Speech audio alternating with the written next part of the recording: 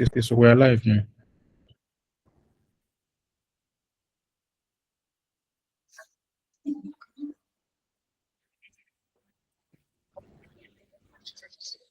Okay.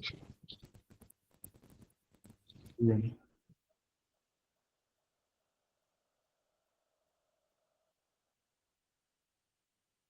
I'm not audible.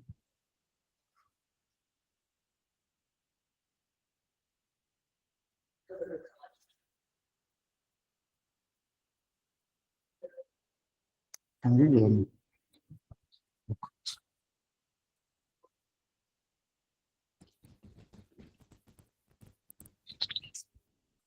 Hello, Abi, we can't hear you.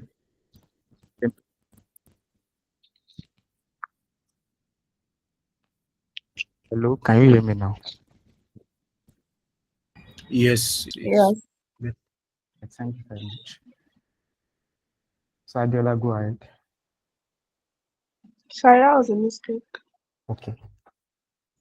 So today we are going to continue on NCBI. We started last week, and then I think we should be rounding up today.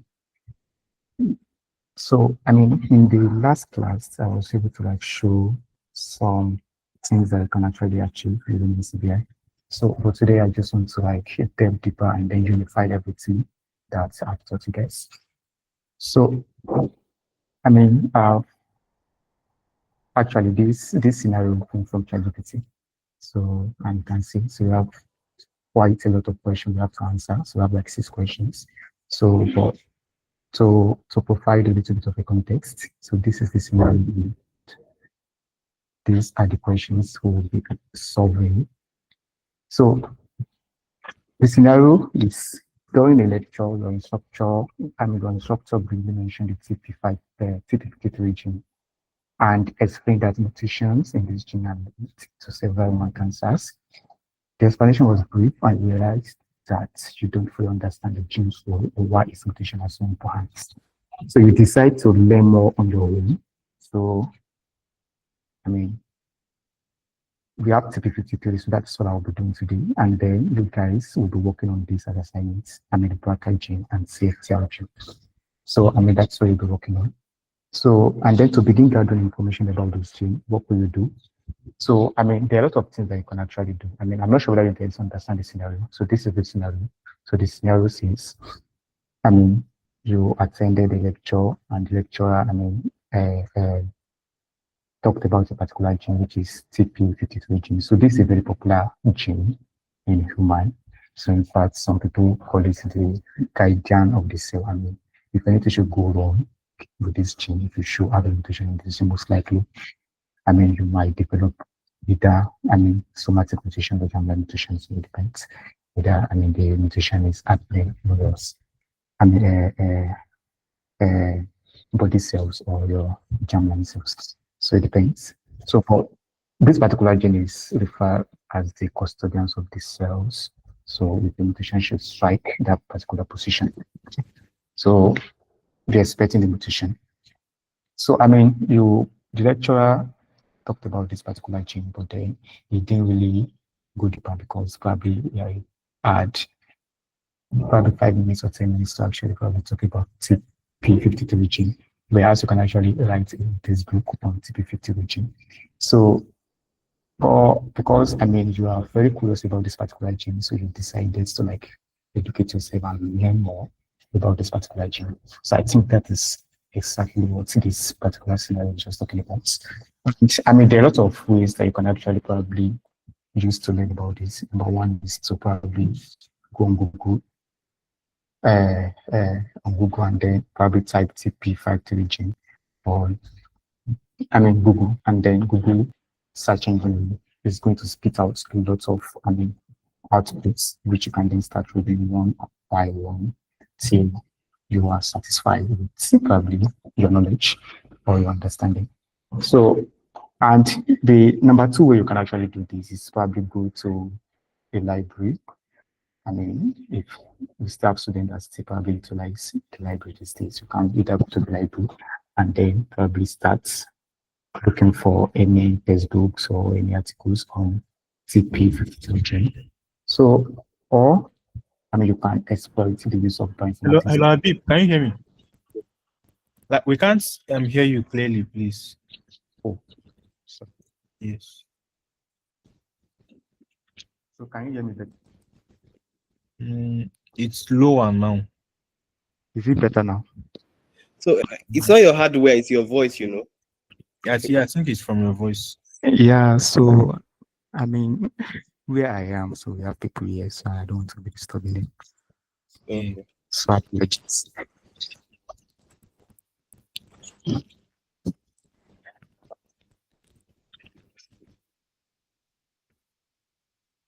But I mean, if we are going to, we won't be exploring, I mean, these two. So, and what we'll be talking about is just how we can actually probably use bioinformatics databases to still learn about TP50 region very well without having to go to, I mean, either library or either, I mean, Google Scholar or PubMed or, I mean, Google. So let's say we can actually probably my second mistake here. I need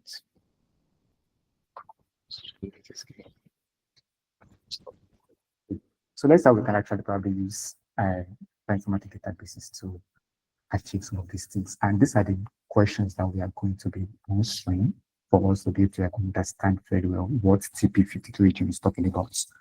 So, I mean, we are going to be looking at the genomic context. We want to learn about, okay, where is this particular gene located within the human genome or the human chromosome? And we are also very much interested in understanding the gene and the protein function. I mean, what role does this particular gene, I mean, what does it do in the cell? I already hinted at that, I mean, most cell biologists regard, I mean, TP52 gene as the custodians of the cell. So it's it's a very, very important gene in cell division and a lot of things. So we are going to be saying, I mean, the gene, we want to like understand the particular function that this particular gene is is doing within the cell. So we're also interested in knowing the structures and the functional sites of this particular, I mean, gene products, I mean, the protein, secrets to the protein. And also we are interested in the kind of like diseases that has been associated with this particular gene. I mean, if visual mutation in this particular gene, so what is going to be the sorting phenotype of disease. So, and then, so we'll be looking at the protein families, okay, in terms of evolution. So this particular question is just, I mean, looking at this particular gene or protein from an evolutionary perspective. So, I mean, it's possible that, I mean, we have a lot of proteins, we have a lot of genes, and then most of the time, I mean, we have genes that are related, although they might not have like identical amino acid sequences or nucleotide sequences, but we shall know they are related, either paralogous or autologously, so they are related. And we are also interested in structural biology of these particular proteins and the impact on nutrition. So I'm not sure whether any time will permit us to fully answer some of these questions. If you can't answer it and everything, so probably we'll continue tomorrow. But I'll try my best to make sure that we finish this today, and then I'll make sure that you guys understand as well. So the first thing we have to like do is to go to our NCBI. So just type NCBI. So I mean on your Google search engine. And once you do this, so just click on the first search that you see, I mean the first hit. So once you click on this, so I mean this is the NCBI homepage. So remember the name of the gene we are actually looking for is this. So this class is going to be, it's not going to be one way. So we are going to like solve these questions together and just to test whether you guys have read the PDF I sent to the group. Because if you've not read, I mean, the PDF, you might actually probably struggle with this. So, I mean, the first thing we are going to like do is paste our gene. So this is the gene we are looking for, we want to learn about. So I'm going to click on this, search. So can anybody tell me, to answer question number one, so the question number one is talking about the genomic context, on which chromosome is each gene located, and which genes are found upstream or downstream. So can somebody tell me the database we should click on to answer question number one?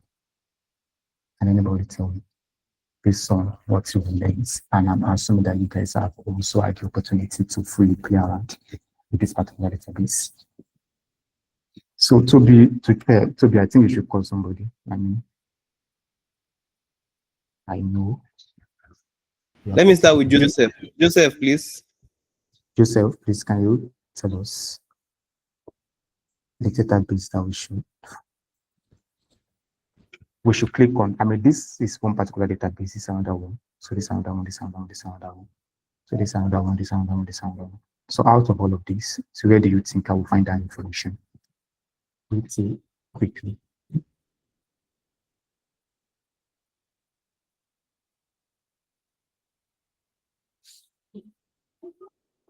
Tochuku, somebody said it's unable to enter since. I'm not sure whether you can. I think somebody wants to enter. I'll send the link to the person. Okay.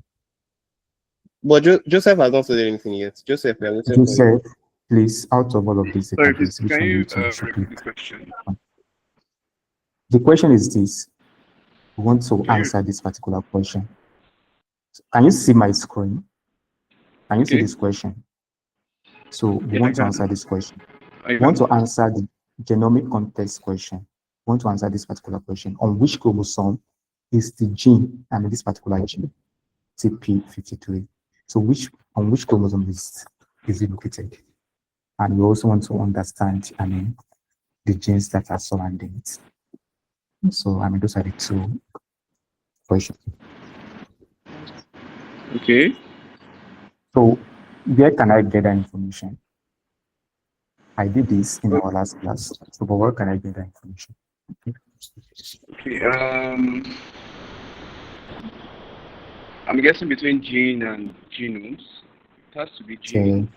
Gene and genomes. I think you are correct. So, gene is where we are going to find our information. So, thank you very much, Joseph.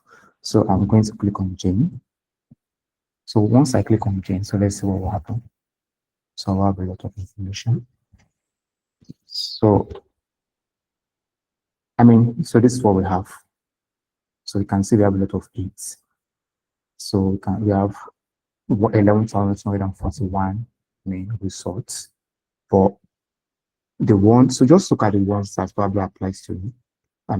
Because we're interested in the human, you said that probably you click on this. You're interested in human, just click on this. So because P53 is not just found in human level, so you can find it in musculus, which is mouse, ratus, which is rats, Notamocropis, which I don't know what that is.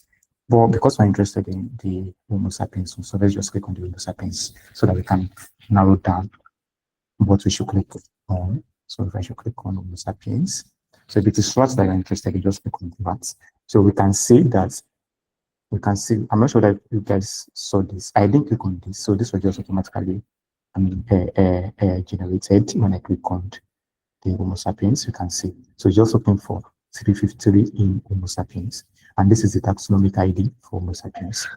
So I will just click on the first bit. So, and then we are going to start from there. So TP53, which is the gene we are looking at.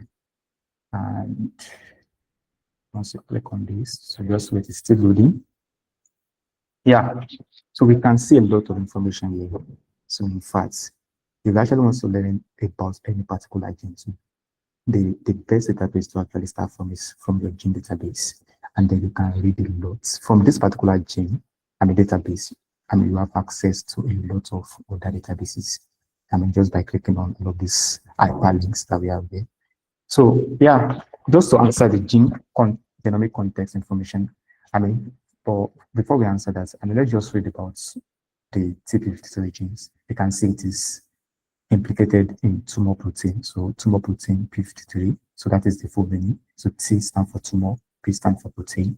53 is, I don't know where the P53 comes from. So, and this is the official symbol, which is what we actually entered into our own research engine. And this is the official name, tumor protein P53. The primary source is from this.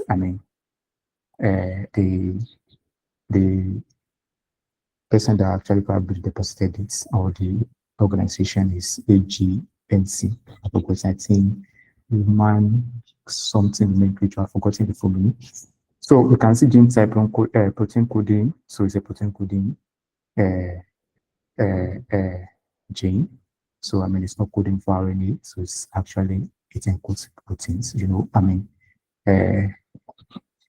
your exons can either be encode for proteins or RNAs.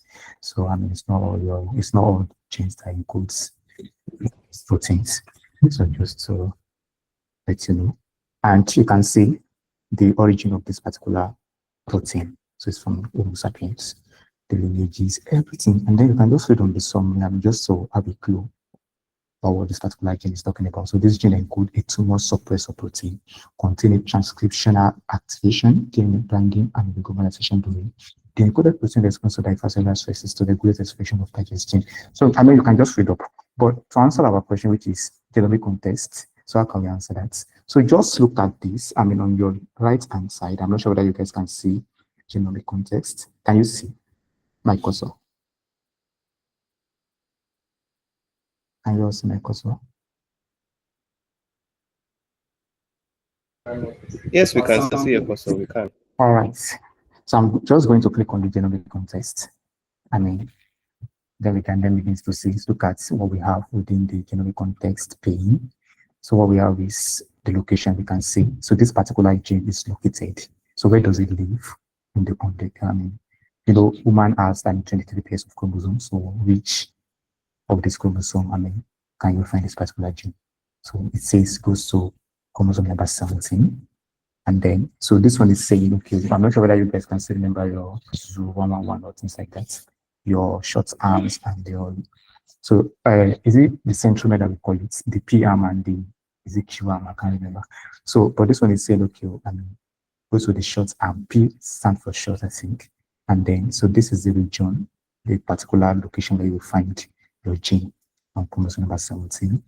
P, so you know, the short arms of the chromosome, and probably the 13, I don't know what the 13 means. But so we can see, and then we can see the number of exons that is located within this particular, I mean, region of the genome. So we have like 13. I mean, inside that particular gene, you have like 13 different or 13 unique exons. I mean, these are the ones that actually encode the proteins. You know, we are talking about eukaryotes, and eukaryotes have exons. I mean, the exons are the ones that are actually in the coding sequence, and the introns are the ones interrupting the exons. So, for in all, we have like 13 unique exons. So that's what we have here.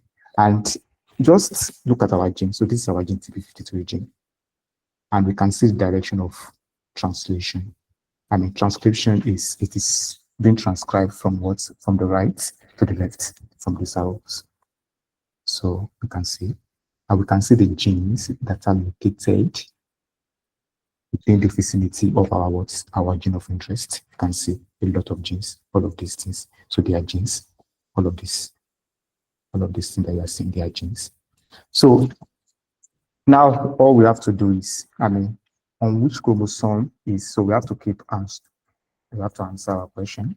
So the answer is this. So the answer is going to be this. So it's located here. Right. It's located here. And what are the genes that are found in the vicinity? So the answer is going to be, you have a lot of genes. I mean, I won't write everything, so I will just write the ones that, so I mean, somebody can just tell me the genes, just tell me the 3 genes that are found.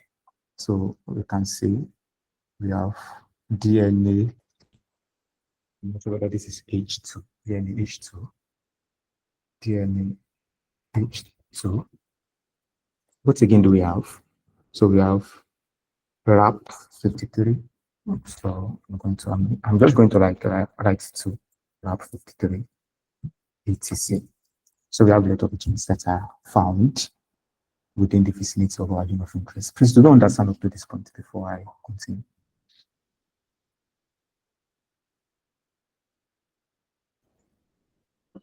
Do you understand up to this point, please? Or am I talking to myself? I can see thumbs up, so I think. Okay. So, I mean, that is that about that. So we've successfully answered these particular questions about genomic context. And if you actually want to probably still fully exploit, I mean, if you actually want to like probably blow this further, I mean, so this one is just telling you, okay, that if it goes to this particular location in your genome, so just imagine your genome, I mean, as or this your nucleotide, I mean, the first nucleotide. So you see if it goes to probably so say, look at our gene, TP53 gene. So it's saying if you go to span, I mean, let me click on it, just put your cursor on this so you can see. So it's saying if it probably it's starting from this position. So, I mean, if we blow this one further, so this is actually the region. So it's saying goes to the nucleotide sequence at position 7,668,121. So it starts, I mean, the beginning of the chain starts from what this particular position and ends at that particular position. So if you should subtract the end and the start position, so you should get this particular, so the length. So I think probably this is the length. So if you do this for that, you can get a lot of information about your gene. So I mean, just to know is the number of nucleotide that is there. It is 19,070 nucleotide long. So, and the amino acid at the end of the day, protein length is just 793. Can somebody tell me why your protein length is shorter than nucleotide length? Based on the zero on what you guys have learned so far since you guys started learning biology right from your secondary school to this moment in your life. We have these discrepancies. Oh, should I call? Yes, I mean just call. Everybody should be called. Victor Chico Jose Maker. Ah, okay, sorry, I didn't get your question, sir. Why The is question is, why is yeah the protein length shorter than the nucleotide length? It's a simple answer. Okay, because the protein length, is read from amino acids and then they are read in trees, like in codons. okay? So obviously it will not be as long as the actual nucleotide length. Yes, you are correct. Okay. All right. So I'm going to now ask somebody. So can somebody divide this by 3? I mean the expected I was limit going that to we say should that. get. Okay. Yeah, continue. So Toby, Bob, can you help me to divide by somebody else and see what our protein length, expected protein length should be and why we have 203? So we should 6,356. so we are 6,357. yeah. So according to Victor's logic, Victor, exactly. yeah. So he's saying that nucleotide during translations, so they are being read. I mean, I'm not sure whether you can still remember that. I mean, each amino acid is being encoded for by 3 codons, right? So that means at the end of the day, so we should divide this 19,000 by 3, you should be at like 6,000 something, right?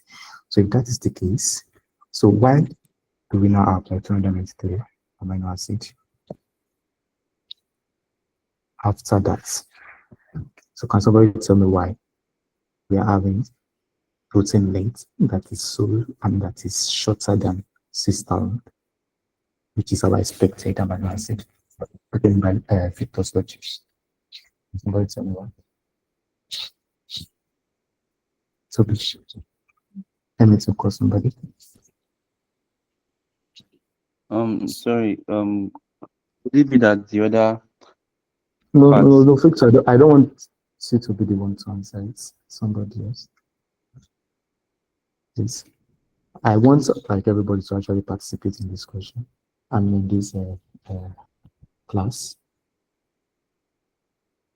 So Bridget is raising her hand. yeah, I mean she should Somebody go else ahead. responded actually. Adeola Ibirogba said, not all nucleotide sequences code for a gene that is translated to a protein. Okay, I like where you are going. But the Okay. answer is actually in front of everybody, Sha. But Bridget, can you respond? Yes, Bridget. And then Could Austin it be also. because Austin was I was saying, could it be because the introns have been spliced out? Exactly. So it's because the introns have been spiced out. So that is how we are having this. So at the end of the day, I'm not sure whether you guys are aware that in eukaryotes, 99, like probably 90% of your genomes are not really encoded. They are just chunks. They are not really encoding anything. So they are just there. And probably is it 90 or 19? I can't remember the figure. But I mean, majority of the sequences in eukaryotes are not actually encoding anything. So they are just there, taking up space. So and the remaining, I mean, percentage are just encoded, either they encode proteins or they encode RNAs. So yeah, that is what is actually. This is not actually probably surprising. Like Adiola, uh, Clement, I say Clement, you know, like Clement always comes on, Emeka, and Bridget, like you said. So I mean, the reason why we have these differences in everything is because emissions are being spaced out, and because I mean, uh, 3 nucleotides encode one amino acid. So that is why. I'll just continue with our question because we don't have all this. So yeah, we've answered that one. So I was going to like probably blow up on this. I mean, so this is just talking about your gene, and you can see the. I'm not sure whether so whenever you see so this number, I'm not sure whether you guys can see this letter. I mean this ID or this name or this stuff. Whenever you see anything with underscore, so that's telling you that that particular sequence is coming from a RefSeq database. So we've not taught it, but I think probably when we start talking about BLAST, so we're going to have probably talked about a lot of databases. I mean, RefSeq is a very popular database. It's a secondary I've already said it. It's a secondary database and it contains like created, I mean, sequences that have been created, whether experimentally or whether, I mean, human being has actually probably vets, I mean, exercise something on them. So they've actually been created, they've been organized. So, and how you actually recognize a sequence that is coming from a RefSeq database is they always have underscore. No other stuff, I mean, no other accession number is going to have an underscore except, I mean, that is actually probably very unique to RefSeq database. And we can see NM underscore. So this one is just telling me that, okay, this is from MR. Whenever you see M, it means mRNA. And whenever you see P, NP, it means protein. I mean, we are talking about protein sequences. And whenever you say NC, so we are talking about chromosomes. So, but we are seeing NM. So this one is just telling you that, okay, this is the mRNA transcript. I mean, the mRNA transcript after you fully transcribe your gene. So this is what you get. So and you can see TP53. So we can see, and by the time you start, I mean, all these vertical lines that you are seeing, so they represent exons, and all this thin line, I mean, this thin line in between the vertical lines represents neutrons. So that is actually what is happening here. And we can see other variants. Like I said, you know, we have alternative splicing in humans. So I mean, this is just probably the other isoforms of your particular gene. So I mean, if you click on this, you can actually probably run on it. You can see this one is transcript variant 1. So and these are the other variant, I think. So this is transcript variant 2. Transcript variant. Victor is raising his hand. Victor, please can you provide an answer? Yeah, I'm sorry, please. I think you were a little bit fast. I didn't get which of the lines represent exons and which one represent introns. The vertical lines or these vertical bars that you are saying, so represent your exons, the coding regions within your gene, and all these horizontal lines in between the vertical lines. So they are your introns. Okay. All right. Thank you, sir. So Yeah. the ash triangles, what do they represent? Or they represent the direction of the translation. Yeah, exactly. Okay. All right. Thank you. So yeah, so that's what we have here. So, I mean, you can just probably play around.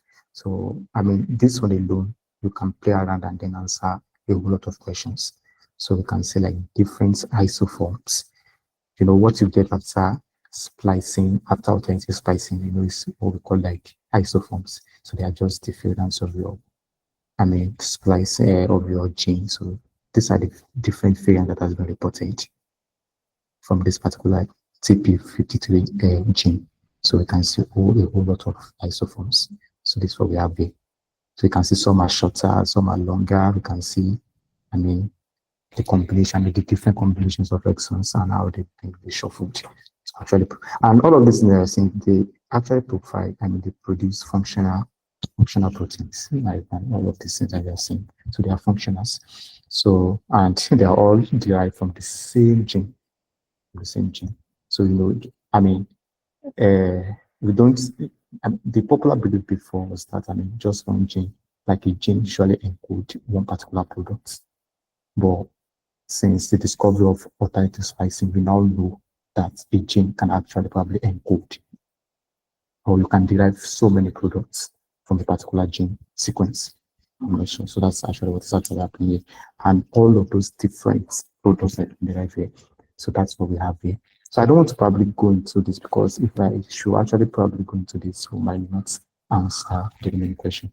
But you can visualize your genome, you can play around with it, grow it, see the sequences, see a lot of things. Yeah. So the second question is the gene and protein function. So what is known about its molecular function? So we want to know the function of our gene. Can somebody tell me what we should go? Which database you think we will find this information? So answer this question. So just follow. If, Victor's hand is still raised up, so maybe we would answer that question first. Victor, Victor No, says no, no, no. Let me put the hand down, please. yes. I want everybody to participate. All right, Clement Ojo. Thanks.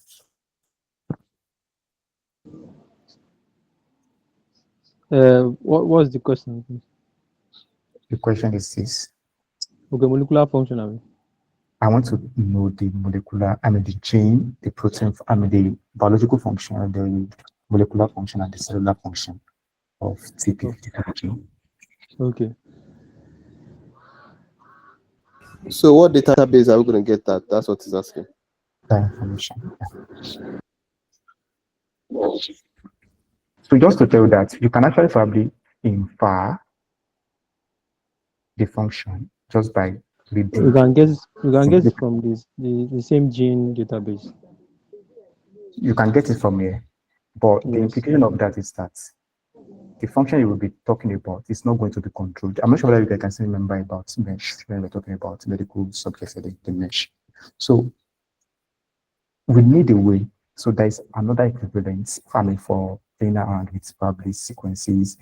Mesh is just for probably articles. So we have like an analogous, I mean, database also for controlled vocabulary when we're talking about when you want to talk about cellular expression and cellular function, molecular function, or protein function. So we have like a control vocabulary. Otherwise, people will just be saying, well, this is involved in signal transduction. And somebody from probably US can say, okay, I don't like using transduction, I like something else. So we need a control vocabulary so that we are all talking about the same thing. So you will actually see that when we start gene annotation, so we're talking about it was about control vocabularies. Otherwise, people will just be confused. Okay, which one? What is this functional? But we need to control vocabulary. So, and if you actually watch, I mean, the very first class when I was talking about the databases, and when I was just introducing it, so we talked about it. Though we didn't play around with it, the database itself, but we talked about it. So if you've been reading and you also read the PDF that I sent to the group, and I'm thinking you guys didn't read it, but we don't read it. So there's nothing I can do, we can't force you. So yeah, But if you've actually read it, you should be able to answer the question. So, anybody? Clement, you are right that we can actually get the information from here. You are right. We can get it from here, but where exactly can we get it?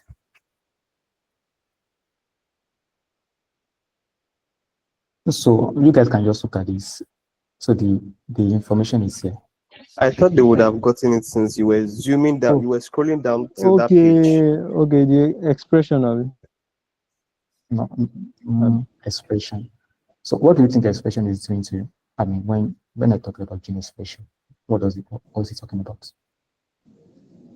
Like he's talking about the function of the gene. Gene expression, no, it's not talking about the function of the gene. You can't determine the function of a gene from an expression and from gene expression. It is possible to actually probably detect it, but it's not direct. So gene expression will just indirectly tell you what a particular gene is, but it's not definitive enough.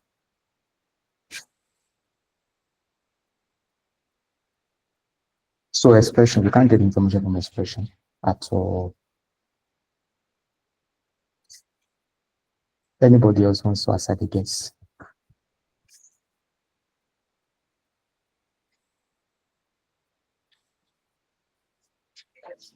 The protein information. The protein information. No. You can't get that information from them. Anybody else? Yeah, I mean, it could be the phenotype, but the phenotype is just going to tell you the diseases that are associated with this particular gene. So this phenotype, if you should click on it, it's going to take you to the homing database when we have this online Mendelian and inheritance stuff. So the homing database, if you should actually click on it. So that's when we answer the question of, okay, which disease is this particular gene implicated in? Okay. Okay, I was thinking if you tap on the see more option, probably have a more detailed content on the expression. No. So let me just click on expression data and see. So this is the expression data. I mean the expression stuff. So if I should click on this slide. So based on the Clement's answer. So what information? So based on this, okay, can you tell me about the function of PRG? Can you tell me about the function, where it is found, the biological function, the cellular function, and also the what's the third thing? Biological function. From this one is not going to like give you that information at all. You can't tell me that particular information. So it's not. So that this particular thing will not answer that question. Can anybody just try? I mean, both Clemens and Victor around, but you guys actually staring at the answer. Just see the puzzle of this thing and then see. General information. Exactly. So, I mean, you guys can just probably find from the gene ontology. So you just have to like probably. When there was, that's the point. You could see gene ontology. I was wondering why it was taking so much time. Yes. So gene ontology is related to annotation. So when we are talking about annotation, although we are yet to teach you annotation, but it's going to be taught in future classes. So annotation is usually trying to like ascribe structural, functional, and what again, all kind of information. I mean, to your gene. Okay, where is this gene located? What is the function of that particular gene? So that is you doing annotation. I mean, what is the function of this particular gene? Where is it located? So that is annotation for you. So, but especially when we are talking about this, the function, a lot of people can come up with a lot of different functions just because, I mean, we are using different words or different terminologies, different wordings. So that's why gene ontology now, I mean, came about. So it's just a way to through all of these different annotations that we ascribe. Although, I mean, we're actually talking about the same thing, but in different terms. So just similar to that mesh that we talked about the other time, just that the mesh one is just for publications and articles. So this one is when you are playing around with sequences. So just see the ontology as equivalent of what we are trying to do. So just click on probably this, and then we see a whole lot of information here. You can see. So the function. So we can see we have like three information. We have the processes and we have also have the components. So the function is telling you about. So this one is telling you about. Okay, let me read first before I. Sorry. Okay. We are coming here, so we can see the function is it enables one for a lot of functions. Enable DNA, so enable RNA polymerase. So it has a lot of functions. It has a lot of functions. So this is one of the functions. This is another one of the functions. This is another function. This is another function. This is another function. A lot of function. So and then the processes. I mean, where is it involved? So I mean, just see processes as the overall picture. Take for example now. So if you say, if let's probably want to describe me, you can say, okay, I'm a researcher. I mean, or okay, let's say this, okay, I'm a staff. Yes, I'm a staff. So, but what is my specific? So that staff is similar to the processes. I mean, the overall picture, like it's just like the broader term. So that's what processes is telling you about. And I think the function is just like, okay, your specific function. So what exactly are you doing? What exactly are you doing? And the component is, okay, where are you actually acting? So, and then we can see in the function, we can see it enables a lot of functions, and we can see in the processes that we have a lot. I mean, involving the DNA damage response, a lot of, these are the processes that this particular gene has been implicated in. So we can see this one is much more detailed than anything that you can actually probably come up with just by reading this summary. So, and also we can see the components. We can see where whenever, I'm not sure that you guys can see, remember your central dogma, then they move from RNAs to proteins.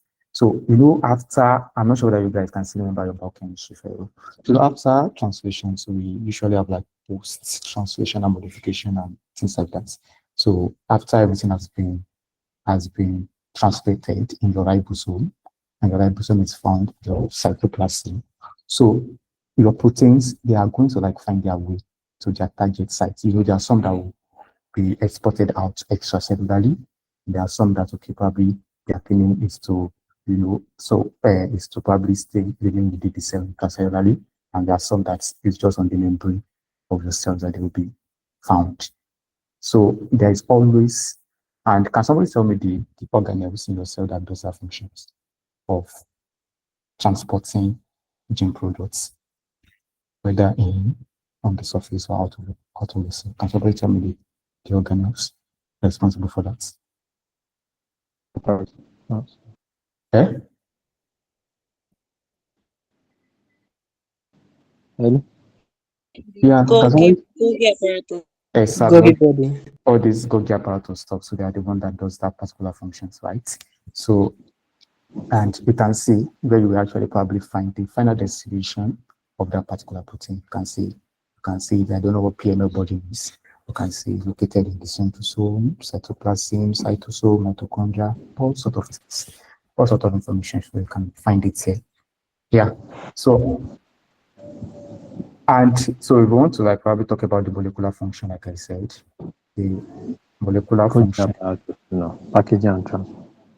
Yeah, yes, packaging Golgi apparatus, yes, you are correct. Yeah. So the functional, you can just probably start. Me. Who is smiling like that? Who is laughing like that? Is that Clement? So the molecular function, I mean, just type all sort of things. So number one is this. So for a whole lot of things that you can type. I mean, anything. I would also probably type the ones that. And then there are a lot of things that you can now, by doing this, in fact, you don't need to like search Google.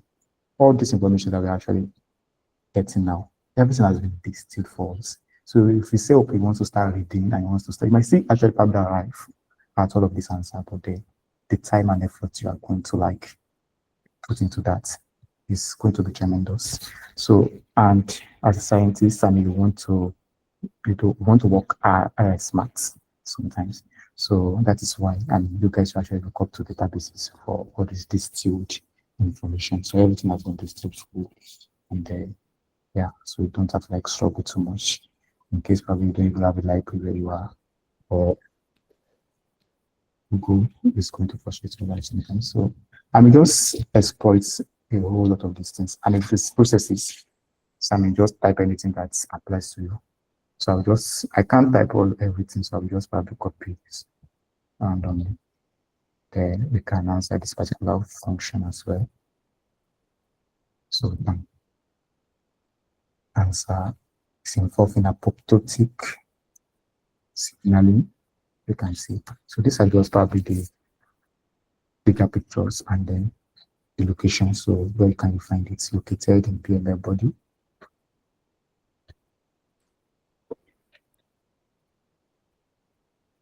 So located here. Located here. You can even see it in the nucleus. They say you can find it in the nucleus as well. It's not surprising.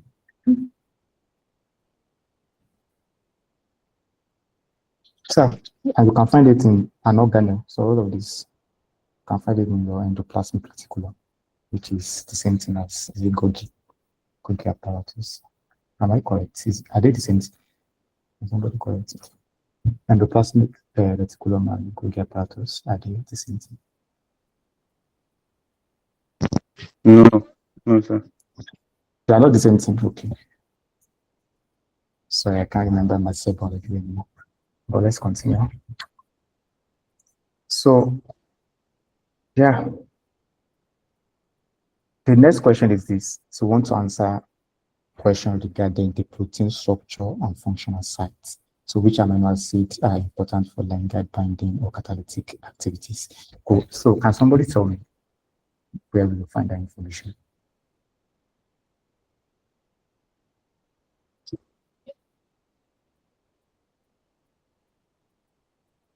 This is the question again. Which amino acid residues are important for ligand binding or catalytic activity? I mean, your proteins. So we always have the active sites, the ones that is actually doing the work, right? So that will bind to your ligand or anything. We want to know the amino acid residue in that particular site.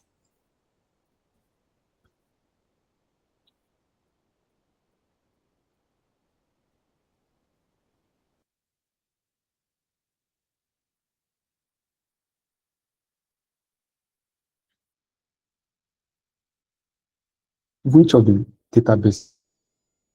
All of these things that I'm actually, so this one that I got here, if I like, I will have just probably typed, I will have just probably come to the gene ontology. So this, I think this is gene ontology stuff. Yeah. I will have just probably type it and still have the same information.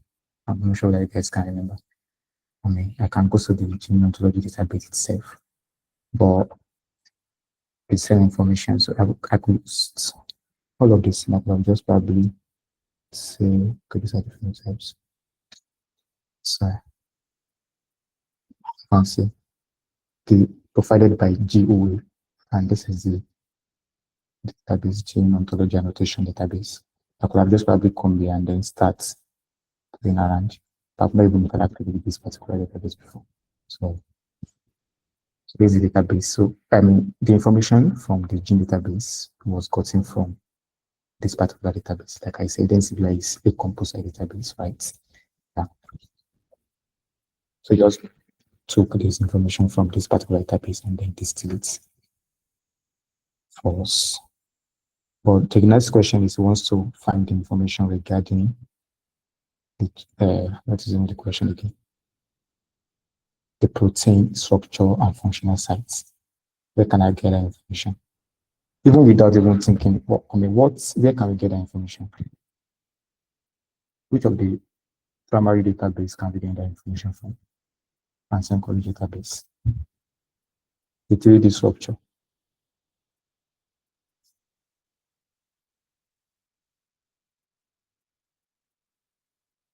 Should I call names? You said? Should I call names? Yes, please just call me. Akintayo, Otherwise, some people will not talk. Akintayo, Hello, good evening. Yeah, my neighbor just phoned there, so I could barely hear you. So I want to answer this question. Protein. I want to find information regarding the structure and the functional sites of my protein. So I need a database to get that information from. Based on what we've taught you so far and what you guys have learned, based on the videos and also the PDF that was sent to the group. So where do you think, which the primary and secondary database do you think will have this information, get this information from?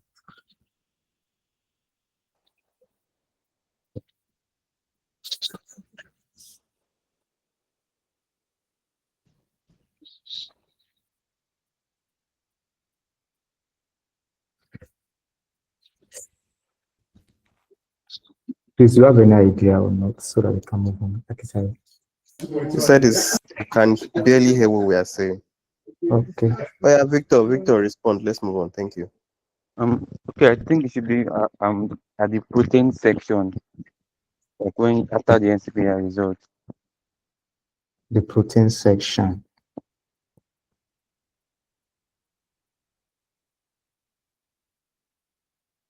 Where is it? Do you mean here or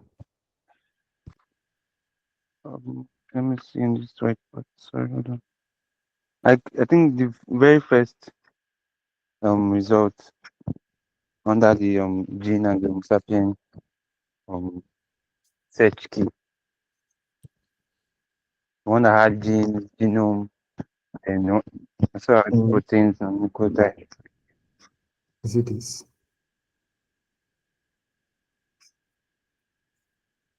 Gene genome.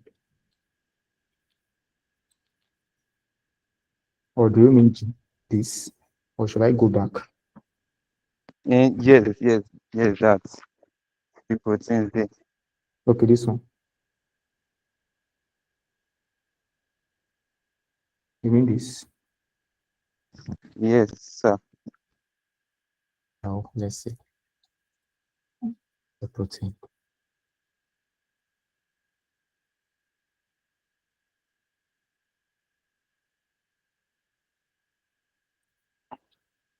I'm doing what you said we should do.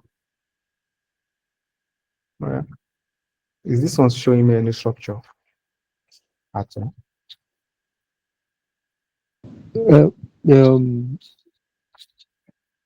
So you are wrong. Can we check the domain? Bridget is raising her hand, please. Let Bridget answer. Rejects. Oh, sorry. The raised the raised hand was a mistake, but I think maybe protein data bank. Protein data bank, exactly. So that's where you will find the information regarding the 3D structure. Sure, So all of this Victor, information. I suppose knock your head. Yes.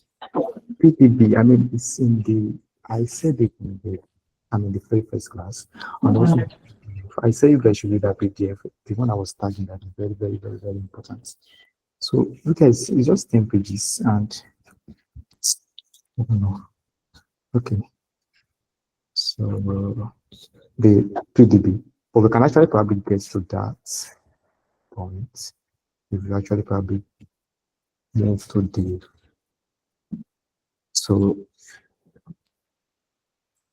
I say where you can, yes? The domain, like there was a domain that I saw previous. Can we see the information in the domain? You mean, where do you see the domain? Like the ligand binding, like I'm thinking maybe Yeah, you will. Possible, You like should be able the to get that information. Yes. So although the PDB will not give you that information regarding the domain and everything, so you will get that information from probably looking at the P farm and other related database. But for the 3D structure, so I'll just click on this. So this is just Uniplots actually. And also, and you can follow what Bridget said regarding but PDB. your question, I think you're saying a particular database inside the NCBI. I was Yeah, not thinking outside NCBI.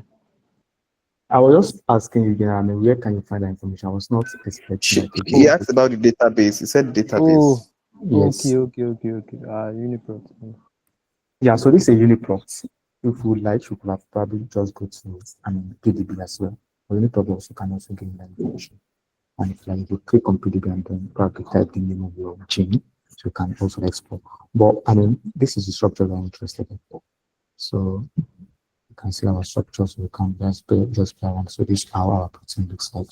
That particular protein. You can see the structure. So let me see the question again. So which amino acids are important for ligand binding or catalytic activities? So and here we can actually find that information. I mean, just play around with what we have here. So I mean, this one is even talking about the function as well, what functional transcription factor that induces like QRS, DNA, apoptosis, how does it tumor suppressor. I mean, these are all the functions. I mean, and this is another database, and it is another separate database, also contains information regarding structures and also functions and everything.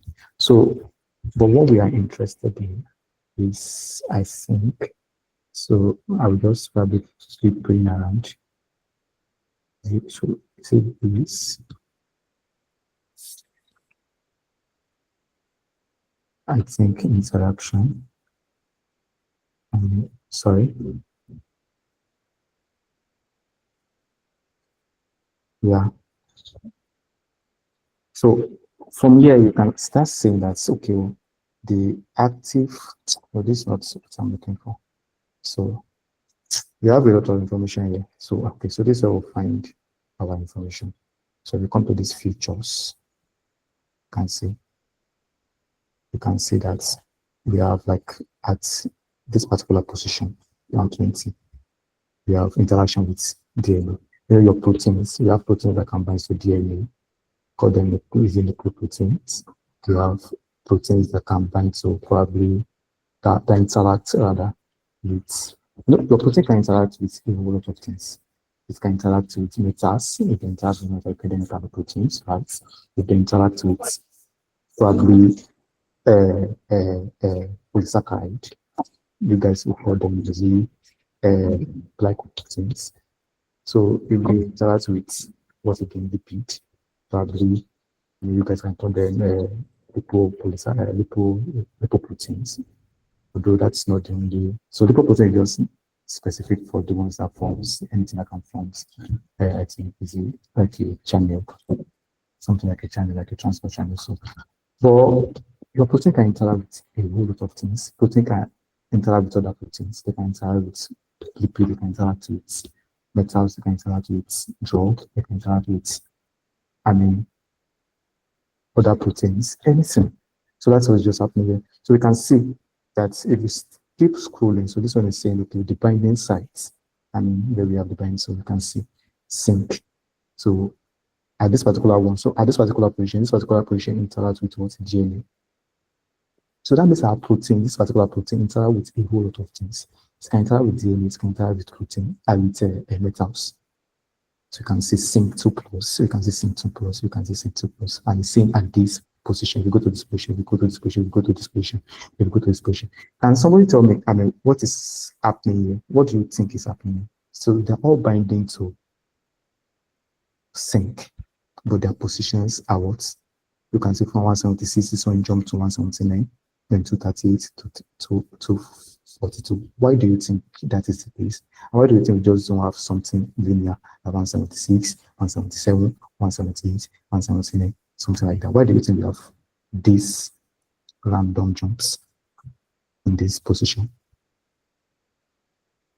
Anybody that get this answer, I'm giving 5K. Give away. And your time starts now. 5K, Who wants to answer 5K, the question? 5K 5,000. giveaway up for grab. Bridget is asking the question again. Can you ask the question again? Okay. I think can I try? Let me try. Let me repeat May I the have? question first. So the question is, okay, all of these positions, so they are all interacting with sync, right?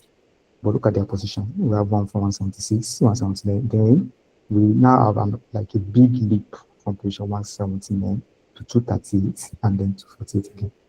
So can you tell me what is going on? Why do we have this jump, this big leap or jump from 170 something to 2 something? Why do we not Let's have hear that? Clement. The answer is simple though. Let's hear Clement. Yeah.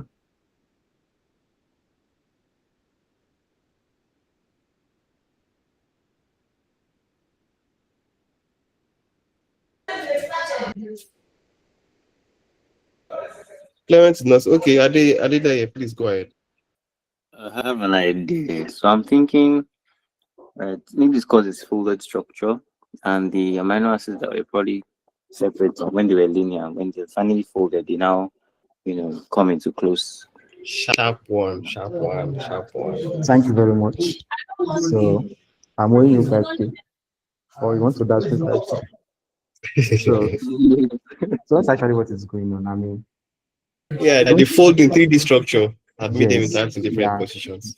exactly. So don't think about it linearly. So this, I mean, they folded, and then when something folds, then you can have different residues being brought together.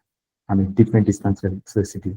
Just imagine probably having your rubber band, and then you fold it. So you can bring the starting position of your rubber band to the end of your rubber band. You won't do it there. I mean, wider parts. So that's actually what is going on when they fold. So this will happen. So this is like probably like a binding pocket for sync. And these are the what? These are the, so you can say probably this is an active site for sync, this particular position. So, and these are the, so that means if any mutation should probably happens here and they are not conservative mutation, most likely, I mean, that particular protein is going to be deleterious. So that's actually what is happening. So that means, I mean, this particular position is the active site, and you don't want to have any unnecessary mutation there. The other ones that are not probably participating in the active sites, you can still probably tolerate one or two mutations. In fact, they don't change the 3D structure significantly. So I think they should still be able to function pretty well, but not probably optimally. So that's actually what is going on. I mean, a whole lot of things. So that's why I said when we started with bioinfo, I mean, what was I start with module 0? So that's why I started with module 0. So we can now start seeing where everything is coming together now. So we don't have like a very good foundation in molecular biology or biochemistry or like anything like most of the time you might not actually be able to, you might struggle a lot to interpret genomic, data or any data. So you need a very good and a very solid foundation in molecular biology. So just see all this command line stuff that you are doing as just like a means to an end. The ultimate end is you being able to like come up with insights. You are trying to like derive insights from your data sets. And the only way you can derive insights from it is when you understand, the theory, all of this molecular stuff, molecular biology, evolutionary biology, things like that. Just see all this command line that students are seeing as just like a means to an end, but they are not the finance. So this is what we call the finance when you are bringing information together and then making sense. Okay, wow, this is actually what is happening. Similar to what Pedro just told us about. We've not taught you all of this, but we was able to like see, okay, based on this experience and his knowledge regarding molecular biology, was able to like infer the likely explanation for this, which is actually right. So that's actually what we are finding. You need to look. In fact, if you just know just command line, all of this thing you do, you are not a very good mathematician at the end of the day. In fact, I will even say probably learning all of these things yourself, learning how to interpret genomic information is even much more important than you doing the analysis. From you, if I'm probably to settle for one, I will actually probably settle for just understanding how to interpret genomic information or genomic outputs than being able to like run it. So, but you actually understand both. I mean, there are a lot of things that you can do. There are a lot of things, and it's going to cost you less, and it's going to save you a lot of time. So that's actually what is happening here. So we can see what are the variants of these genes. We can see which amino acid residue are important for line guide binding or catalytic activity. So we can answer that question now. So we can answer that question. Amino acid residue, but this ask us for specific amino acid residue. So that means we just have to like probably go to this, I'm not sure, particular position. So this is 120. Just probably come to 120. I'm not sure where this. Just come to this particular. I'm not sure. I think this is 100. So let me see where we can see more information. But we shall know that. I mean, if you go to this particular position, so you will get your amino acid residue. So let's probably now want to answer that question. And just probably.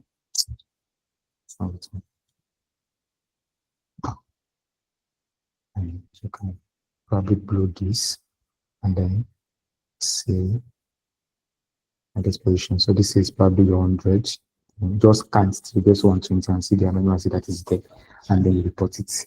And this is going to be your answer. This will understand up to this point.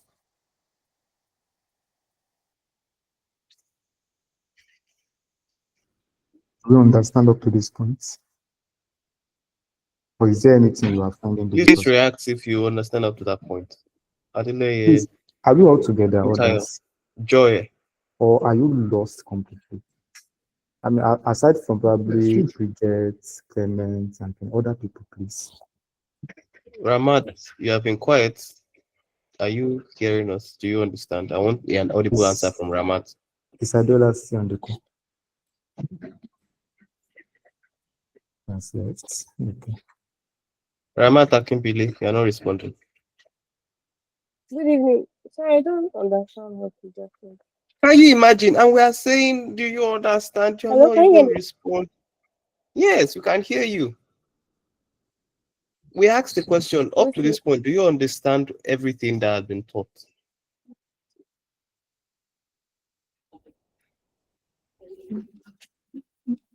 So which part are you finding difficult to understand? I think the part I last heard correctly was when we explained answered your question. My network is breaking, so like I cannot really hear you clearly. I'm not sure I got that. I mean, the part where you said you don't get. So, did you hear very well? Like I couldn't. Rasha, I heard that she said. I heard she said. I mean, our network is breaking. But yeah, I don't know the part where she said she where don't you get, please?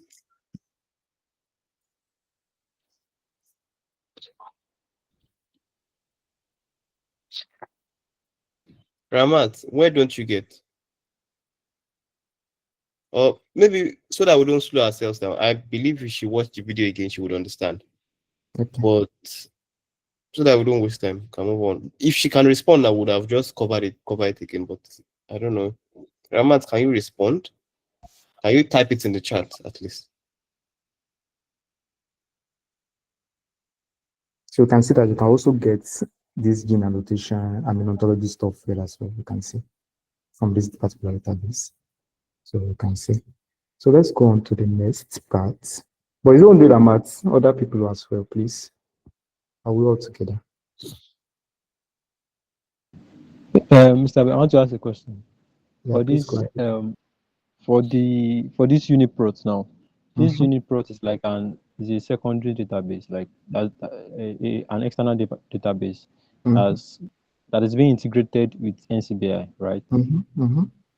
So now when we want to check the ligand binding site, so is there no internal library inside that NCBI that you can check for this particular thing without going to UniProt? You know, NCBI is a composite database.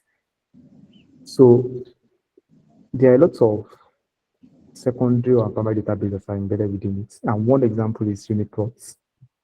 So, Okay. I just click, I got to this point from NCBI. Oh, yeah. So NCBI was the one. I mean, it's not just it's looking at a lot of all these isolated. I mean, databases that are sitting differently and are not really communicating with one another. Yeah. And then Yeah. there's also I in course to this particular kind from NCBI.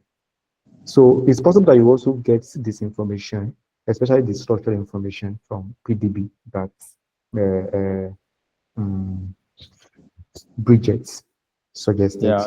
Get that Yeah. We can information, get. Yeah. but we might not be able to like get the protein family information. I don't probably will have the information unless you go to another database called PFAM. So it Yeah. is that PFAM that will give you information regarding the protein families. Yeah. And PFAM is an example of what? It's an example of a secondary database.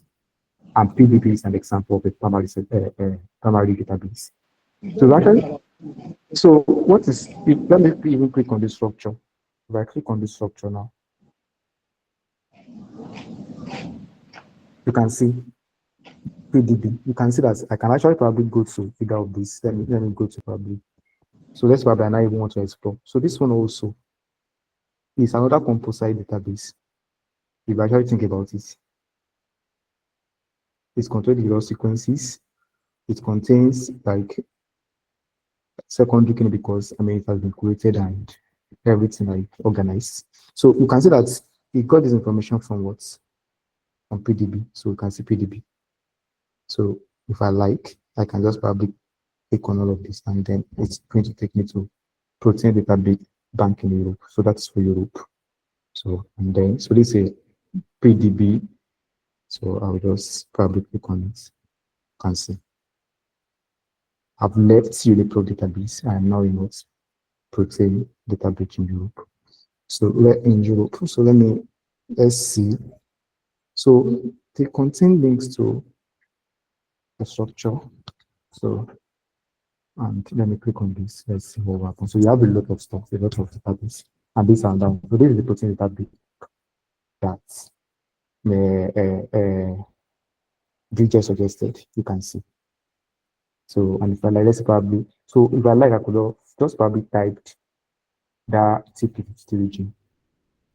Like I would have just probably come to this particular database and then type the name of the channel, and then it's going to like take me to this particular place, and then I can help it to explore and play around with these structures. Explore into the you can see sequence annotations, a whole lot of things, and you can see the sequence, the amino acid sequence. You can see. Then you can play around and view it. Look at the active sites. You can all sorts of things you can do it here. So that is actually explained. I'm not sure whether I was able to answer your question. Yeah. Yeah. I get. You.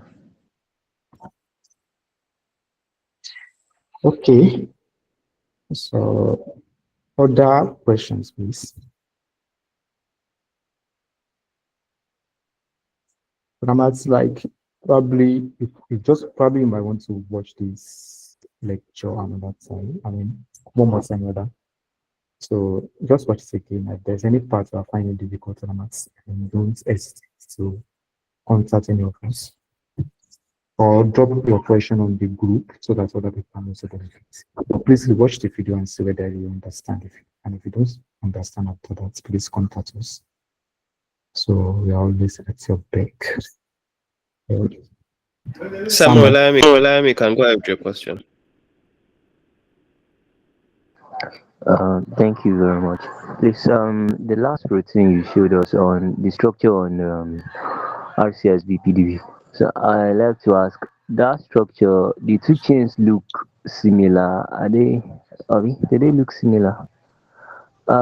Is it that? Oh, okay.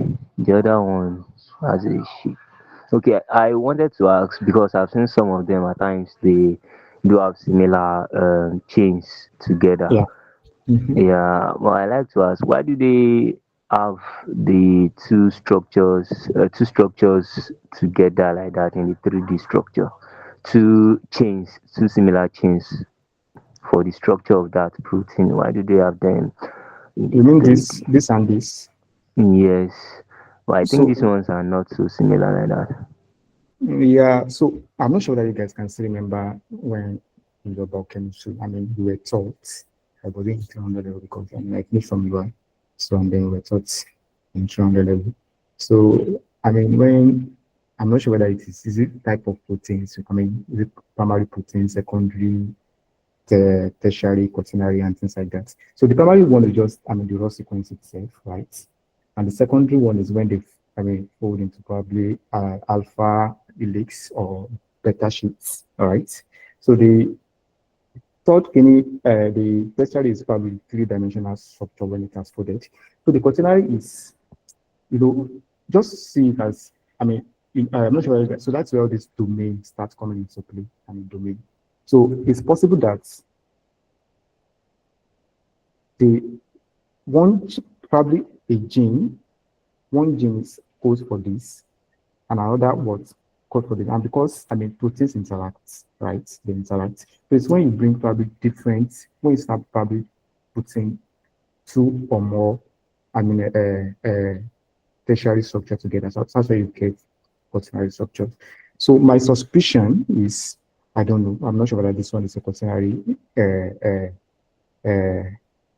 proteins or just it's tertiary protein. But the reason why is because of the sequences of the amino acid itself. So probably from year to year, probably when you start from year to year, so probably when it folds, you get this. Is this one helix or beta percent? I think it is helix. And you also get this. And so you can see probably this one is just a bridge that is connecting the two together. The two together. So I'm suspecting this is most likely to be like a domain. So this one domain and this another domain. So I mean we have like two different proteins coming together, then forming like a whole proteins all together. I'm not sure whether that answers your question. So that is my likely suspicion. Yes, thank you. Thank you very much, sir. But like other people, what do you think? People that are still, I mean, very much into biochemistry and things like that. So can somebody probably give an alternative explanation as to why we have this? Or do you think I'm correct in my explanation? I'm not sure. I'm just guessing. Anybody? Pharmacy students?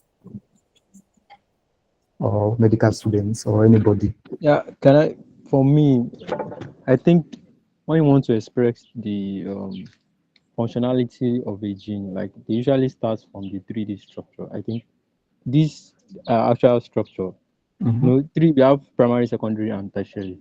The primary and the secondary, I don't think they usually give the function. It is when they fold to the 3D structure, that's when their functionality begins. So I think these beta sheets, this one beta sheet, this is another strand of beta sheets. They fold together to form the tertiary structure. I think it's the tertiary structure that gives the function, and that's actually what they used to portray in the 3D structure. This particular structure now, I don't think it's not secondary. It should be from either tertiary or is that quaternary. Yes, yeah, exactly. So because it is secondary that will give you all of these, whether they are alpha, beta sheets, whether they are alpha helix or beta sheets, right? We have this one is alpha helix, this one is alpha helix, and this is a beta sheets. And when they interact together, so you get all of this. So most likely, say that this is at your tertiary level or quaternary level. But to actually probably have that information, we have to probably read more whether this particular protein is, you can just come here when you come to the domain. Then I think, yeah. So when we are talking about the domain, I think probably most likely might be like a quaternary structure because that's when you start having more domain, I think. Yeah. Anybody aside from Clement? So Adiola, is Adiola in the call? no. Anybody else, please? People. Other people, like have you guys forgotten your chemistry? And you guys don't have to like, probably agree with us or with me, and I be wrong. So please, I'm also learning here because it's been long I read about chemistry, so I'm just using idea. So if I'm wrong, please just call me back before I say rubbish.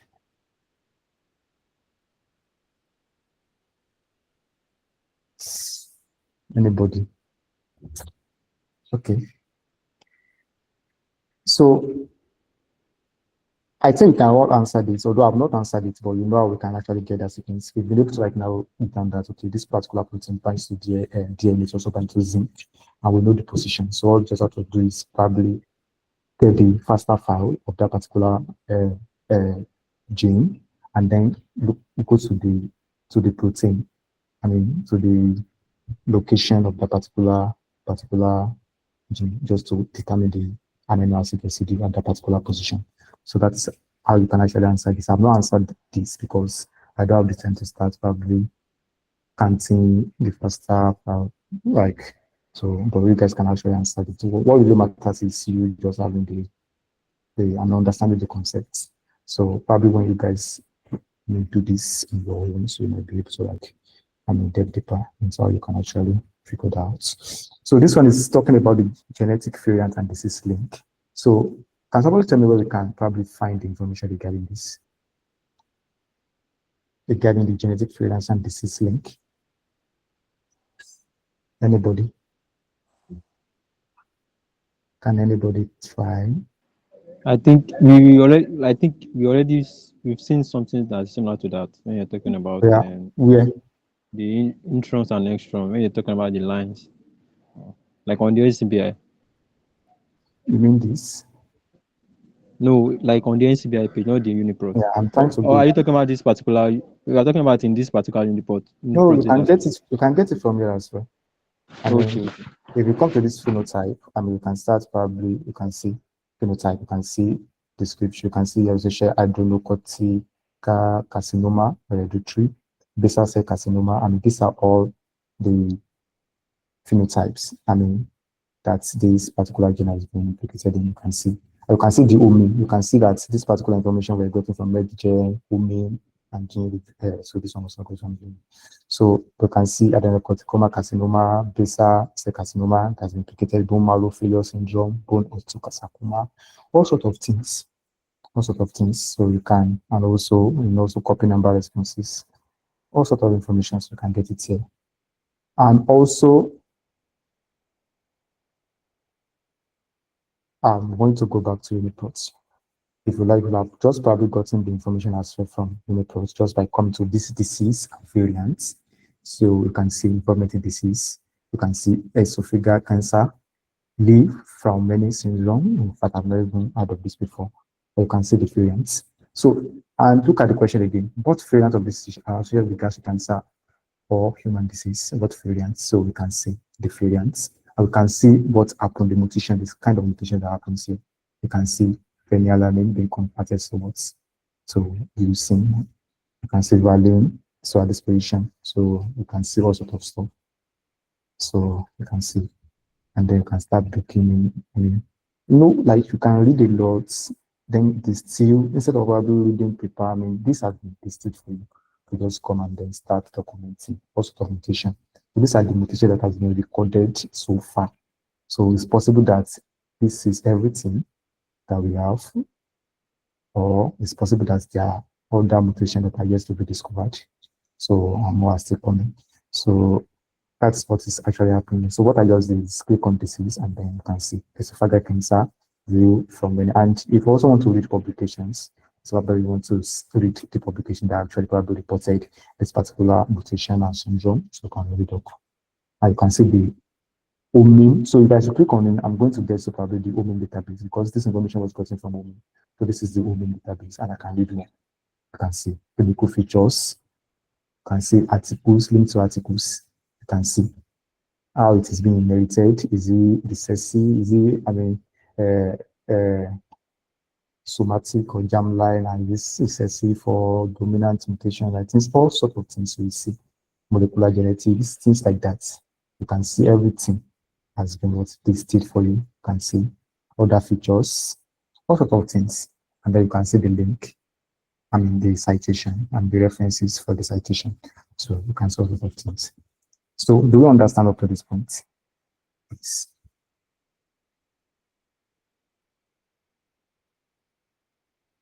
other people, please. Or you guys are just on this call, but you are not really following.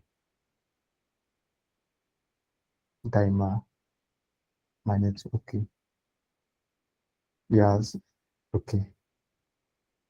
So Melo say it is small. I think it is regarding the question Samuel asked. Okay, let me Samuel ask. So this is talking about, so it is more like a way of swing them and my network is bad. Most proteins don't exist as a single molecule, they form complexes of two or more identical subunits. The two color parts are different chains of the same proteins or interactive proteins. So exactly what we talked about. So we say that and in that particular protein is a tertiary protein, it's at the tertiary level or it's at the quaternary level. So where two or more proteins now may bind to different, it's possible for a protein to form complexes. Like I said, protein can form complexes. So those can actually be encoded. But most likely, if I'm to answer the guess, I would say probably this is at the tertiary level. If I'm to answer the guess, I would say the protein that was fixed at the tertiary level. So because I know that the information that we have, so we don't have like probably two genes, it's being encoded by just one particular gene. So just one gene. So most of the time, it's possible that probably two or more products that the ones that come together and then from that particular context. So a whole lot of things. Yeah, thank you, Marione. So what again? Can you answer this question also? We've been able to like answer this question as well, aren't we? So we've been able to like answer that. So the next one is talking about protein family and evolution. So where do you think we can get that information? Like I said you can get this information from OMI. And you can see that this particular Uniprot database, the information, all this information that were reported were gotten from what? From the OMI database. So from the OMI database. So you can see. So this one is talking about Pheromonas syndrome. You can click on the OMI database, the accession number. So this is the OMI accession number. You can click on this, all sort of stuff, and there you can see all sort of notations. So the next one is talking about to which protein family does the gene product belong? To which protein family does the gene product belong? And how is the protein distributed across different species? And which amino acid are evolutionarily conserved? So this one is now asking question about protein family and protein domains, right? And then it's possible, if you like, you can just probably click go to protein farm database or another database that I've forgotten the name of the one that can give information regarding the domains. So, but you can get that information from Uniprot just by clicking on this, and then you can see all sort of stuff. The family, you can see the region. So, what is this one talking about? So, if you like, let's say probably you're interested in the motif, or you're interested in you can see the one that's the motif. So, and what they are doing, motif is where all these probably your like guidelines to. So where points you can see at this particular position, you can see transcriptional activation. So what is happening, interaction with this, interaction with what it stuff. So you can read up, and then if you scroll down, so you can now start seeing information regarding the domain and see the N-terminal disorder undergo liquid phase separation. So this way we will now have the information we can see for the P-farm. If you're interested in the P-farm, just click on this. Let's probably you're interested in the domain, so probably you click on the pro site. I think the pro site should give you information. But P-farm is where you actually find the information regarding the protein family. So if you now want to read more, you can probably click on this. If you click on this, you can see we are now in another database that contains information about what we want. So this is the overview of the words of the gene. You can now see the stuff, the protein family type. You can see it is a domain. And the short name is this. And the clan it belongs to is protein family like the P53. So that means we have probably other proteins that resemble P53. So it belongs to this a broader category of P53 like, right? And this is the sequence ontology. If you want to read the sequence ontology, about the function of it, just click on this. So this one is just describing again, and then the Wikipedia, the link to the Wikipedia. But the question says to which protein family does the gene product belong? So the protein family belongs to what? So the P53 domain, and to this clan PP3, like so that's how you actually probably answer this. And how is the protein distributed across different species? Like I said, so to answer that information, I mean, just look at taxonomy. You know, taxonomy is going to, this one is telling us about different species and what's the this is the terminology that best probably describe that. If we click on taxonomy, what you find is we see the order. So it turns out that, like I said at the beginning, the P53 genes are not, I mean, it's not only found in what? It's not only found in human. We have it in other eukaryotes. We can see the other eukaryotes. So as we can see, so this one is the upper level. So I think these are all the species. The outer layer contains probably the species. So this one is probably the kingdom that you guys call it, or the super kingdom. So fragrancer, and then you start as you start moving out of the center to get to your, so and this is the human. So, and then this question is now saying, how is the protein distributed across different species? So this is the distribution. This is distribution. In human Homo sapiens, we have what? 164 sequences and related sequences that belong to the same family. They might not necessarily have the same function, but based on their, you know, the way this interpro, I mean, this PFAM work, it is just doing multiple sequence alignments and then seeing, I mean, regions, I mean, and then using structural information to also probably infer evolutionary relationships. So that's what just happening there. It's possible that they are actually similar, but they are not performing the same function. And it's possible that, okay, they are not even related evolutionary, but in terms of 3D structure, I mean, they are performing the same related function. So it's possible. So when we get to probably sequence similarity, we'll talk about it more, that it is actually possible for two sequences to be similar and yet they perform different function. And it's also possible for two proteins to have to perform the same functions and yet have different sequences. Yeah. Somebody asking a question. Yes, sorry, I was a bit lost when you started talking about two proteins having different sequences but the same function. I was trying to connect to the question we were trying to answer, and I was getting a bit lost. Yes, just think about it. You know, I mean, what I mean by sequence similarity, I mean two sequences having the same sequences as probably the nucleotide level or protein levels. Probably by the time you do sequence alignment, and then probably they have like probably 90% or 70% identity. So that is it. And the threshold normally for similarity, when two sequences are similar, or when we say, okay, when do we say, I mean, two sequences are similar? It's probably when they have like, at least I think, is it between 20, at least that's probably 50, I can't remember the, but I think it's probably between 50 and above. But it's possible that, okay, within that 50 and above, so let's probably two sequences are now 70% similar. So categorize them, these sequences are similar. But by the time they now fold, so what really matters is the folding and the function that they are performing. They are similar at the sequence level, but when you fold them, when they fold into the three-dimensional structure, they are now performing a different function. So they are not even performing function that are, probably one is not performing by, I mean, DNA transcription, another one is performing probably, I mean, carbohydrate catabolism. So it's possible that two sequences, I mean, two proteins might have similar sequences. I mean, when you probably look at their primary amino acid sequence or nucleotide sequences, but yet when they fold, when they are fully formed, they are not performing unrelated functions. So that's what I mean.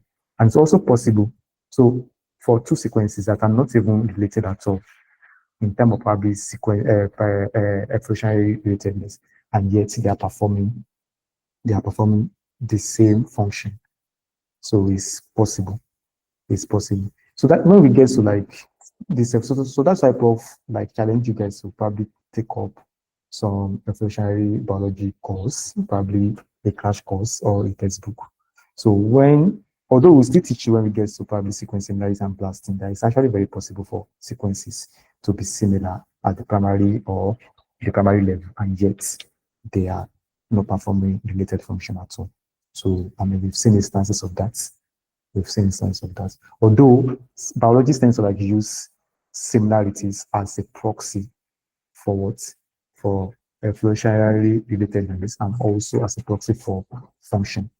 So in fact, that's what most of these annotation tools, so that's what they do sometimes. So, but what really matters is experimental evidence. And also, so by the time you guys start learning about, I'm not sure whether you guys have learned about paralogous sequences, autologous sequences, convergent evolution and divergent evolution.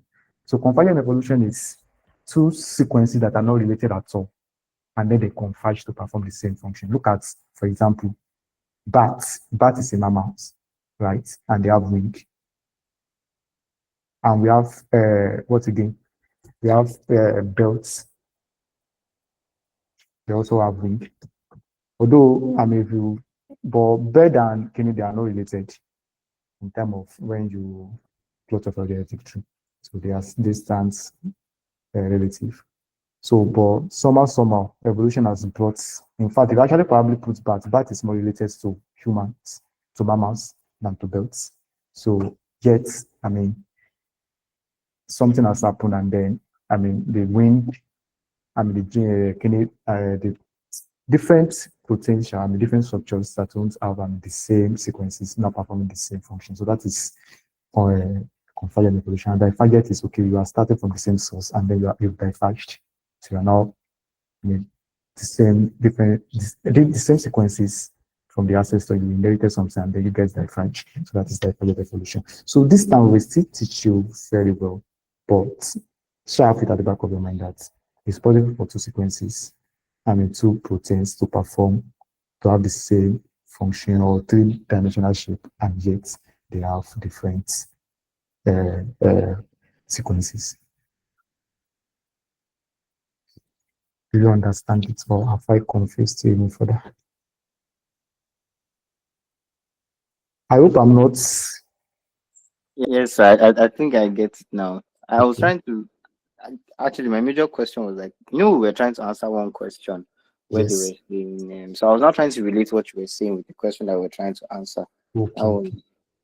So this one is saying, to which protein family does the gene produce? If answer that, how is the protein distributed across different? So the distribution is just this. So it depends on, how you answer this question depends on you. So for different species, so that means you want to be looking at Homo sapiens. So this is what is giving us, at the species level, we can see at this point, we can see SUS, Scrofa, 63 sequences, Homo sapiens is this. So pan troglodytes, Congo abeli, so we can find it in all different, and these are the distribution we can see in human. So look at distribution in human. That is, in Congo abeli, it is what, 36. If it is human, just click on human, and then you have 164. That's what that one is just talking about. What are the other protein families? And then you can get the access to those sequences. And this one is now saying, okay, which amino acids are evolutionarily conserved? So to answer that question, all you have to do is either come to this alignment. So, before you can probably do evolutionary stuff, and you guys have to first get your sequence, align them, then probably plot for genetic tree. So if you want to do that, so you can either click on seed or this. So this one is just like if you have a lot of genomes, that's when you use this. And if you don't have a lot of things, you can click on full. But either way, so this one we just probably select 38 sequences. Let's see the full sequences. And then when you do that, you open alignment. And then you can now start seeing. So all of those sequences that we saw initially, everything has been aligned now. So this is alignment. Although you might not see this, so if you actually want to probably see it better, if you click on this, so you can now start seeing the amino acid alignments. So the sequences, all those sequences, the protein sequences at the primary level, they've been aligned. So you can see this is phenylalanine. I don't know what H includes. And you can see that here we have gap, we have probably insertion deletion, depends on the reference. So that you are using. So this one we have deletion. So this one we have deletion, right? At this point. So you can see the protein sequences. And then you can blow this out. And then you like. So, I mean, all sort of stuff you can see. So this one is now saying the conserved parts. To know the conserved part, all you just have to do is probably click on this, and then you can see the parts. So the ones that cannot conserve will be what will lose their color, and then you can now see, you can see this particular position, they are conserved. You can see they are conserved.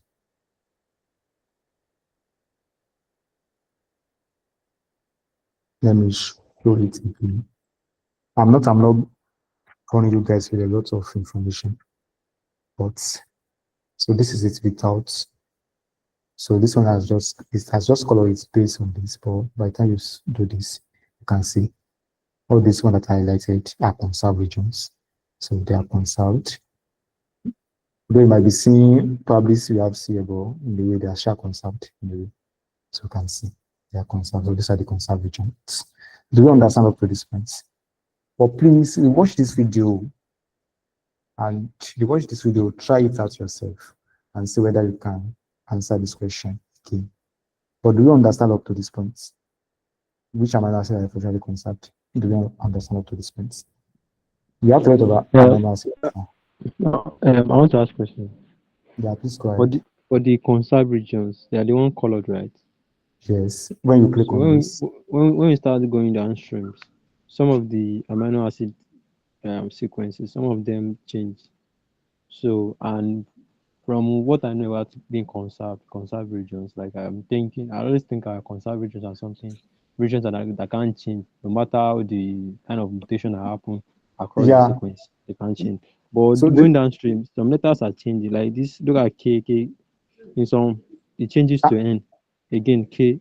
I know the answer to this, but I want to ask somebody because Prof specifically told this part, but can anybody tell me why we have, why, you know, this one is being treated as a probably conserved region like this, but letters are changing. But can somebody tell me what is happening?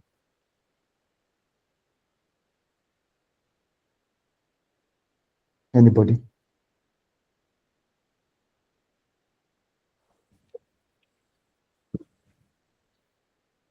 Anybody? I mean, just think about. Most likely the proteins are of the same how am I going to explain? Yeah. If they have the same, what's the name, that R region. So they are both amphipathic or they are both Yes.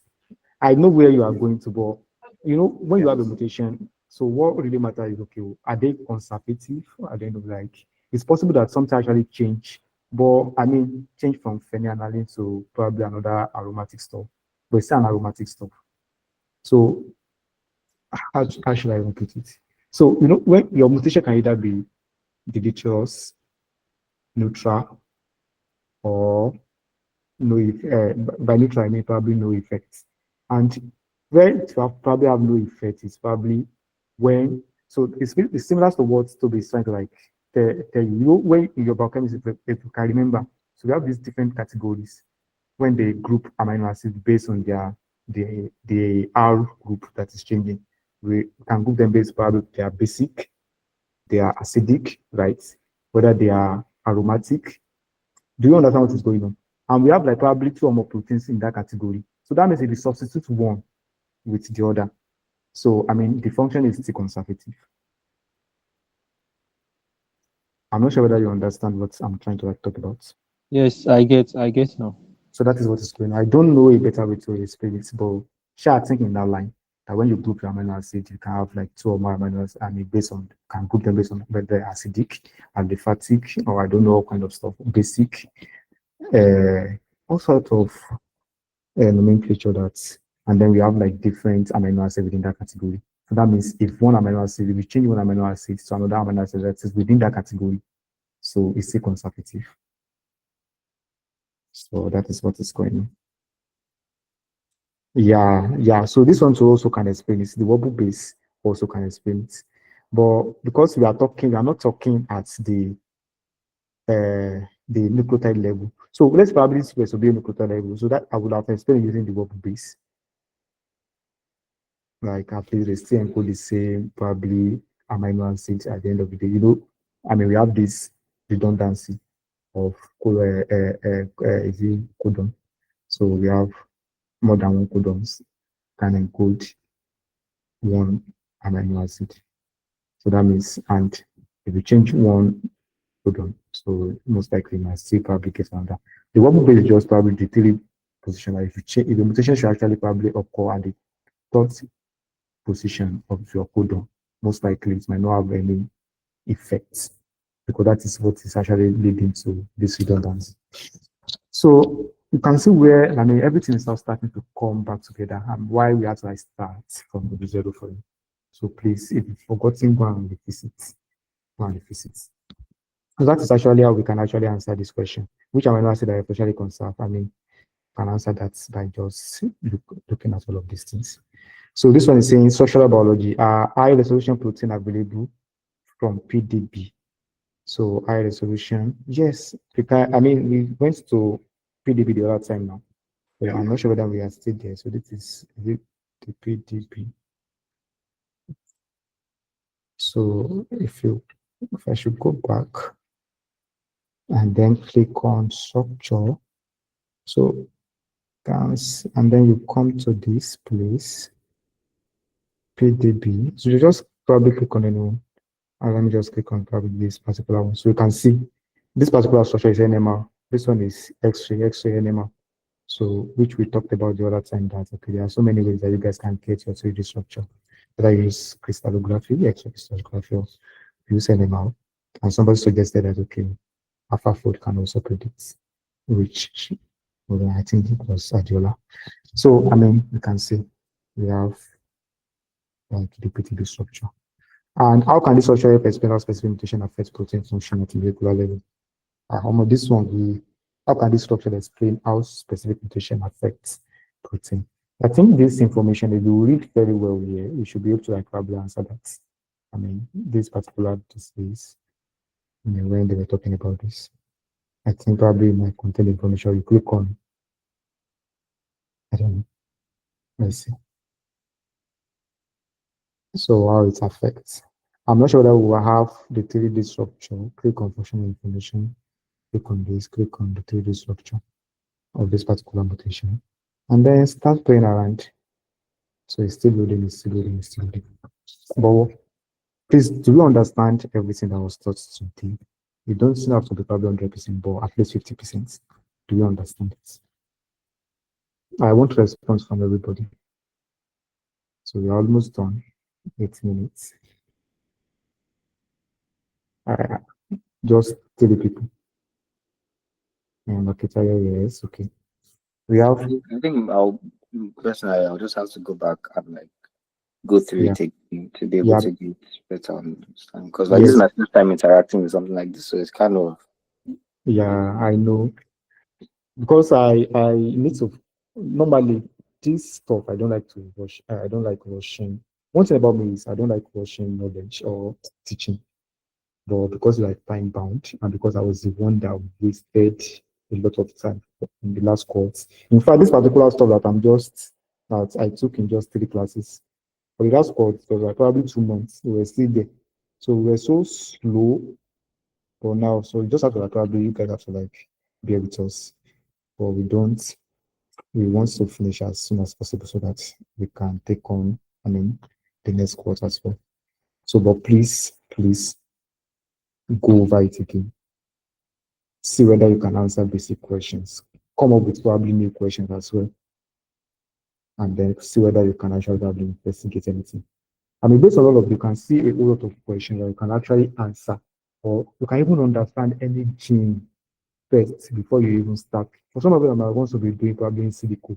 People that are probably interested in all this banking.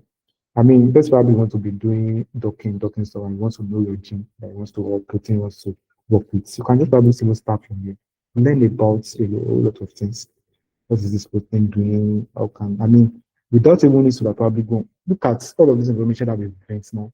If you're to do it on Google or on Facebook, you know a lot of time that you spend figuring out everything. But now, we've distilled everything just by moving from one database to another. Yeah. So please, can we have the question? Yes, I will send the question.